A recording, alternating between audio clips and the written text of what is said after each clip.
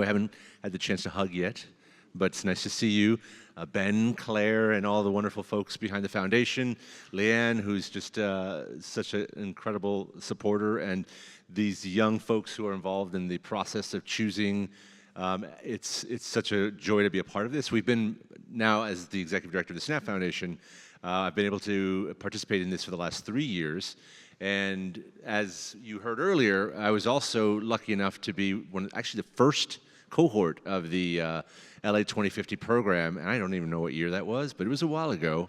I was much younger then, but it was such an honor to get that award, especially because you're recognized by the city of Los Angeles. It felt like such an opportunity to sort of elevate who you were as an organization. You're doing all this work behind the scenes. You're trying to help young people all across LA, and then this organization reaches out, and not only do they give you this prize, but you're also now much more visible to a larger community of people. So I hope that happens for all of you who've won today. I hope this is a launching pad for many of you, as I think it has been for some of these amazing folks who are up here with me today. So I'm going to get right to it and jump right in to help you meet these folks. And so I'm going to start off by asking a bigger picture question. I'd like to know, can each of you please tell us briefly about your organization's work, and maybe share a snapshot that captures your impact. And let us know your name as well and your organization, please. We start with you, Aaron. Nope, sorry, I jumped. I already broke the rules. Hello, hello. All right, Aaron Valencia, founder and CEO of Los Angeles Career Center.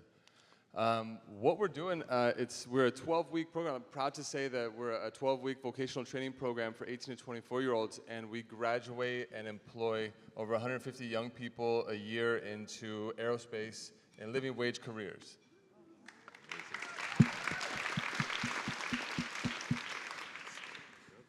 All right, my name is Juan Young. I'm the program and community manager for an organization called Grid 110. We're an economic development nonprofit based in Los Angeles where we empower entrepreneurs from historically marginalized communities. And I'm proud to be able to share that this is 10 years of us as an organization being in existence. So super excited about that. Over 700 businesses created through our work. We've supported over 300 plus entrepreneurs.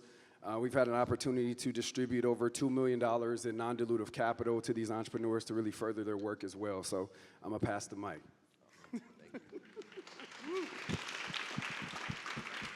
Hi everyone, my name is Helen Leung. I'm executive director of LA2050. We are a community-based nonprofit in Northeast LA, which you might have passed through if you were driving west from here. And we keep working class residents of color rooted in the neighborhoods they love. And we do that through our community housing and economics programs. We have a community market that has over 90 active vendors. And when they sell at our market, they get to keep 100% of their proceeds. And one particular thing I want to note about our housing work is that we are competing with corporate investors to buy mom and pop properties before investors do and keep long-term residents housed affordably for as long as they want to. So we're working to have a creative solution to homelessness prevention and just allowing people who love their neighborhoods to be able to stay in their civic fabric.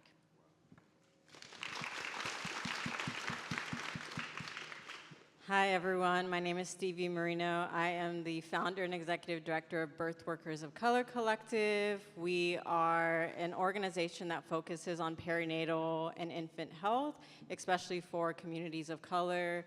If folks aren't aware, there's overwhelming maternal and infant health crisis and overwhelming disparities. And so we train doulas of color to be able to support their respective community members in the languages that they speak and whatever other identity or other things that they might need in a support person. We just trained over 700 people of color across the globe, but more specifically in LA County, and so we're really proud of that work.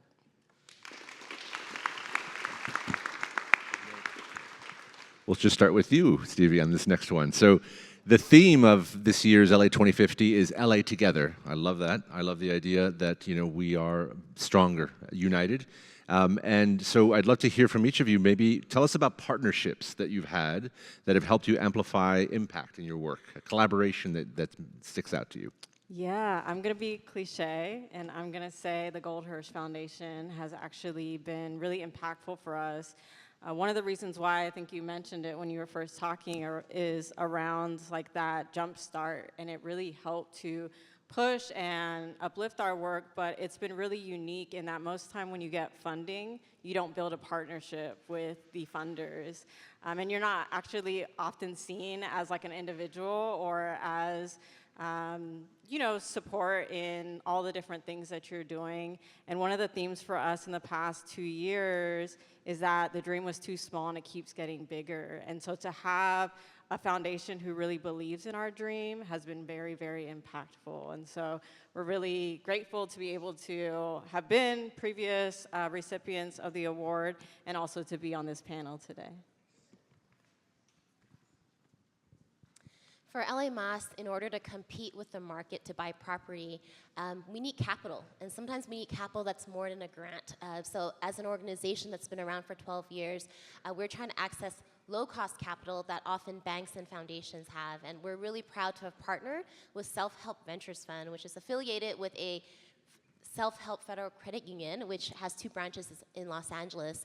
And rather than giving LA Mas a loan to buy property and keep the housing affordable forever, they said, well, if we give you a loan, it's going to be at a higher percentage. It's still going to be below market rate. So why don't we invest with you? So they invested with us. They are co-owners of the portfolio of projects that we have, which is still small but growing. We have 2 properties, 10 units, have kept homes affordable for over 25 families. And they are our co-owner, but we make the decisions.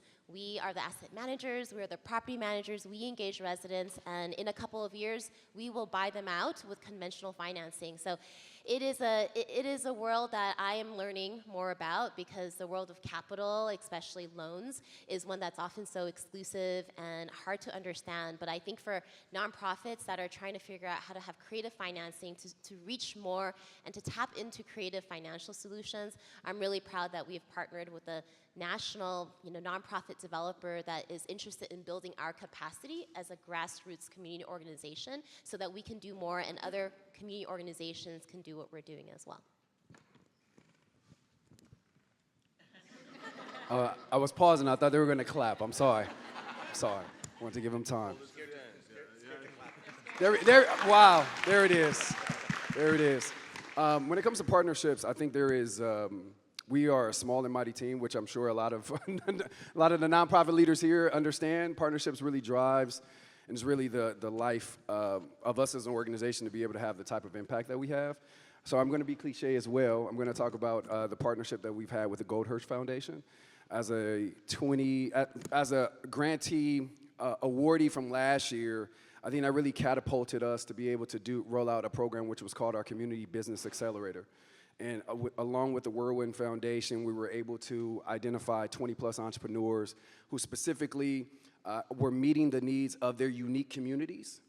So they were part of a community, they saw a need in the community and created a solution, product, or service that was addressing that specific community for the benefit of that community.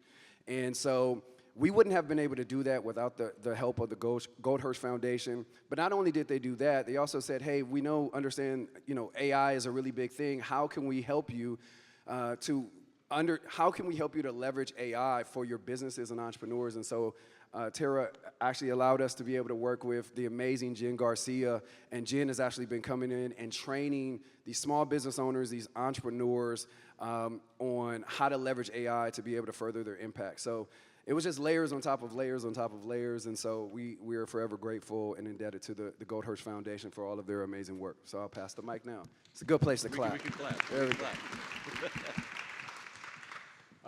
So many partnerships. I mean, big and little. It really, I think, going back to, to highlight Catherine Barger and one of the unsung heroes, Monica Bankin over here.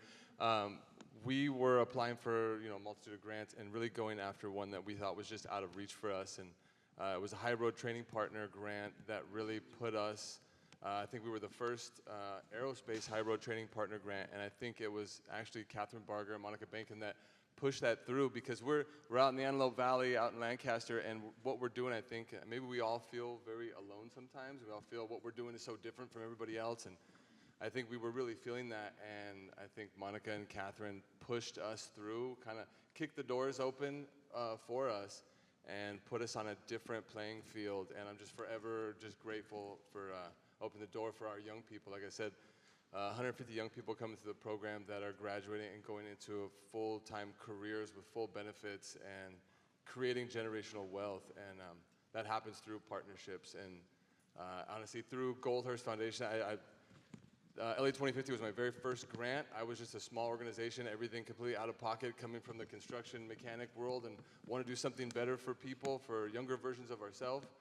And the very first grant was LA2050, and I remember, I don't know if any of you feel the same, I remember where I was when I got that phone call, and I thought it was a prank. I had never gotten a grant before. I didn't know what a grant was, and to be honest, I'm surprised you didn't kick me out, because I didn't do any of the monthly check-ins. I didn't have an email address. I didn't know any of this. I just wanted to do something positive for kids in my community, and it was working. And thank you, and you all saw that, and you really took a chance. I think there was even the voting thing back then. I don't think I got any votes, but it was actually the staff. We didn't know what we were doing, and we're still kind of faking it, sorry. But it was actually the staff that took, through a discretionary fund, that you all really took a deep dive in who we were. And with 0 votes, you said, no, this is something we have to invest in. So honestly, this is a big thing for me to be here on this stage with you all. It was such a huge thing to go from everything out of pocket to now at about a $5 million a year organization. Wow. I'm forever grateful. Thank you. That's a huge, amazing. Maybe go back to like that first prize. How did that sort of just open the door for you and get you moving? I think you mentioned it earlier. That really put us on a stage, and again, this was all new to me. I think there was that newsletter that went out. I started getting called, and it never since, in the last however many years, 10 years since, or 8 years since, it never had the same reaction whenever I've gotten a grant, where I've gotten phone calls from people going, hey, I saw that you got that grant, congratulations. And who are you? I didn't know what we were doing back then, and I started having meetings from that newsletter that went out, and people saw it. So that actually it propelled us, put us on a different stage where people actually started approaching us, going, what are you guys doing out there, and how can we help? It really did. It opened doors huge. And I've never gotten that response since. So any other funders, it's kind of a cool thing that these guys are doing. Very nice. Well, thank you. Thank you very much for that. Actually, we'll pass on to Juan. Juan, so the Grid 110, you've told us a little bit about it. Just I'm going to ask you a little bit, maybe go a little deeper. So you're providing a community for entrepreneurs to network and receive peer mentorship. Mentorship is so key. I mean, it's something that we as funders also look for in helping young people grow. Tell us a little bit more about how crucial that is and how it impacts the work that you do. Yeah. Just quickly, I think one of the things, I just shared this with the entrepreneurs. We have a session today, Wednesday, at 2 o'clock. Last week, I talked about the idea of looking at a flock of birds, right, and seeing them flying in the V formation, and how important it is that the bird in the front, as it flaps, it makes everybody else's jobs behind them easier, and that when that bird gets tired up front, it moves to the back and somebody else takes the lead. And I talked about the importance of collaboration and partnership, not only with your community, but with your customers, right? And then as a nonprofit leader, one of the things that I've learned is extremely important. Everybody wants to talk to the funder, and we don't talk to the other nonprofit leaders in the room, but the other nonprofit leaders in the room gets me closer to the funders, right? And when we have work, and when we need to collaborate, and when we've been able to create larger grant proposals, and be able to double and triple and quadruple our impact, it's through the collaborations of other nonprofit leaders. And so I've been emailing Helen about 3 or 4 times. She got about 7 emails from me about certain things. And so not only do we talk about that with our entrepreneurs, but I think that's crucial for the success and the livelihood of a nonprofit, as well as partnerships and collaboration. Wonderful, thank you.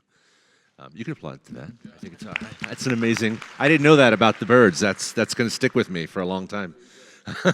Helen, please tell us a little bit more about LA2050, and maybe tell us how it's a model for housing stability, and also how it can serve as a model for building solidarity.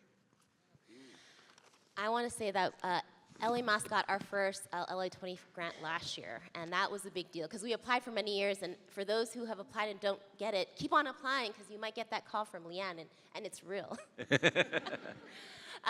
We were really proud to get our grant because it really helped us put into vision what our community members have told us, which is, hey, home ownership is not accessible for me given the market, and I just really want to stay in the neighborhoods I love, but the options if you are trying to apply for a voucher, try to apply for one of the few affordable housing units and you get placed in like 5,000 in line, makes it really hard. Market rate housing for rental and ownership is inaccessible for people who are working class, and LA is full of working class people. And in Northeast LA, there are a lot of very hot, hip neighborhoods where, you know, we all know of Frogtown, Highland Park. I'm a proud Frogtowner, and I want the diversity of the people who helped raise me, working class immigrants, to be able to stay in the neighborhoods that they have built their communities.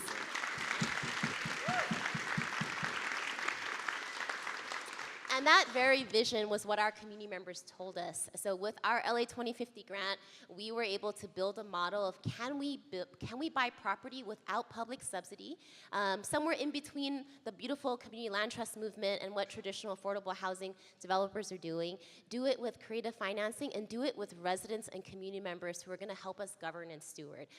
So we, in the past year, have been able to purchase 2 properties, and we're currently in escrow for a 3rd property. So wish us luck. I have 5 days to find a $400,000 commitment in order to close escrow. And if that were to happen, I'm gonna just cross my fingers, it will happen. We will, in a year, have almost raised $5 million in capital, taking properties off the market forever, with community members who are helping us shape the programs, give us guidance, and they're gonna say, hey, this is what affordable rent is. So I know that a 1-bedroom is $2,300. We can't afford that. We also can't get a voucher, but $1,350 is doable. So we're setting rents for a 1-bedroom at that level because we don't have public subsidy. We're able to rehab the buildings so that they are homes that are dignified. And we're able to share our models, our performance, our partnerships. We want to share it with other organizations that are interested in doing the work. So for us, we see it as housing justice, a creative way to do affordable housing without building new units, which is needed, but there's so many units that are being lost because corporate investors are buying it, flipping it, and charging rates that are unaffordable to just your average resident. So maybe to wrap up, you know, part of the solidarity economies also is that we all have different roles to play. For us with, you know, professional careers that can go to a new hip restaurant, you can do that. But for many of our residents, they can't afford that. So one way that we're able to actually be able to support people staying rooted is to also have ways to build their economic livelihood. So with our markets, what we say is our working class vendors are selling amazing products and food and goods, and that we welcome everyone in the community, the new millennials, the hipsters who have moved in, we welcome you to join our solidarity economy. So come spend your money with local vendors, and there's so many amazing organizations throughout LA doing markets of this type, and I encourage you to consider where you spend your money, and if you are around the 1st and 3rd Friday of the month and want to visit Frogtown, I will treat you to dinner. Come hang out at Somosnella Mercado. Very nice. I might join you. Thank you. Amazing. Stevie, so you recently participated in the Gold Hirsch Foundation's residency in Costa Rica. Costa Rica, folks. And you got a chance to rest, reflect, and think deeply. Can you tell us some things that maybe might help the rest of us and sort of what you learned? Any insights? I cannot help you get to Costa Rica. I just want to name that because yes, and how do you get there? Be the question after. Yeah, so for us, we actually were celebrating our 8-year anniversary as an organization. I was able to go with 2 of our managers and the chair of our board of directors. And it was really a time that we were able to rest, reflect, but also to unexpectedly really create Birthworkers of Color 2.0. Like, we really felt like we came back with a stronger vision of our organization, a really big shift of what we wanted to offer and how we wanted to offer it, and you know, a strong alignment with ourselves as leadership in our organization, but also to bring back to our staff, our collective, and our community.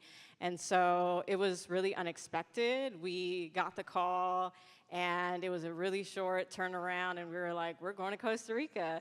And, you know, it didn't feel like the best time because there's so much happening locally and across the country that feel really heavy.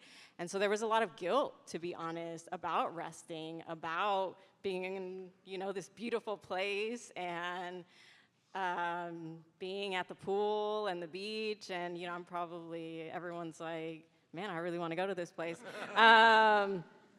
So there was a lot of guilt, and I think one of the things that we often think about as leaders is that the path to leadership is through service.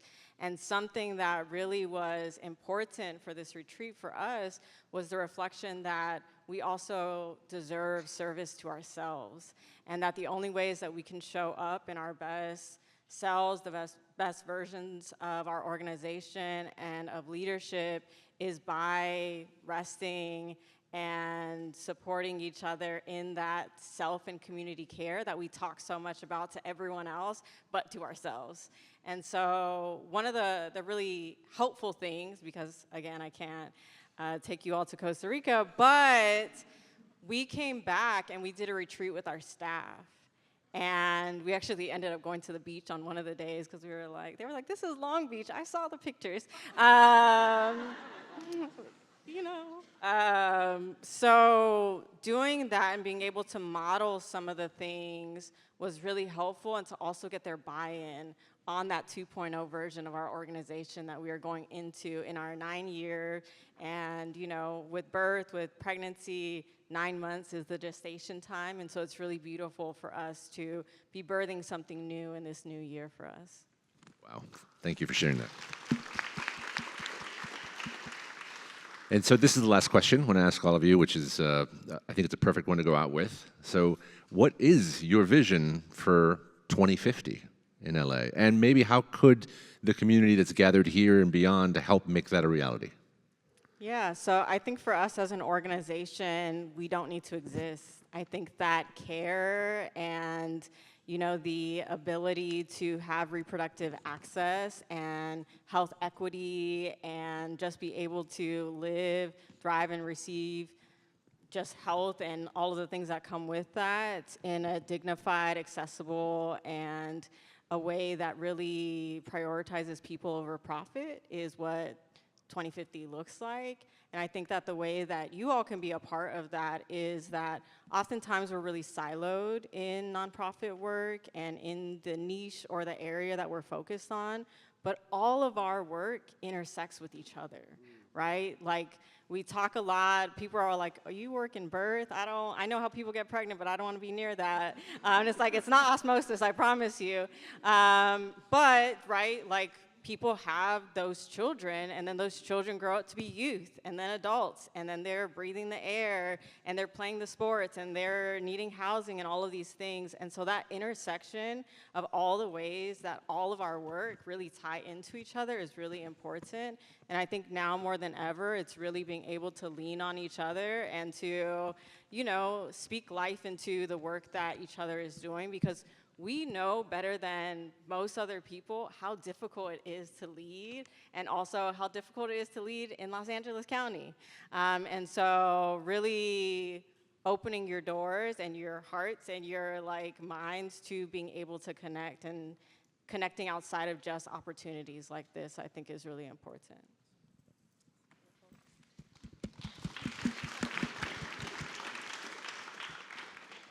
My hope for LA in 2050 is that everyone has the ability to stay in the neighborhoods they love throughout Los Angeles, that you're not thinking about getting priced out, not thinking about having where you're gonna earn your income, that we have all these options out there that make it possible. So we are not overturning capitalism, and I think what we could do is invest in alternative models. And I'm really proud that LA Mas is doing some of that, and so many of you are doing that in your communities. So my invitation is, let's, you know, just share.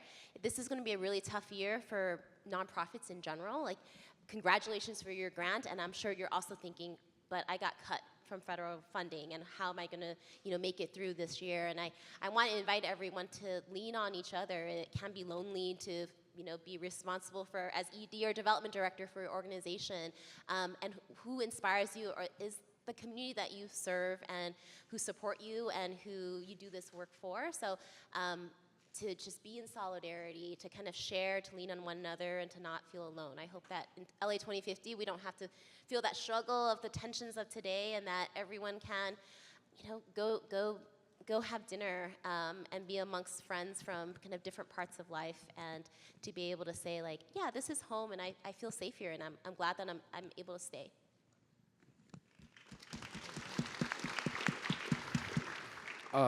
Vision for LA 2050, I think is encapsulated by the recent story that I heard. There was this kid named Billy. He went to school. Teacher said, today we're gonna do addition. They said, Billy, I have a rabbit. I give you a rabbit. How many rabbits do you have? Billy said 2. So okay, let's try this again.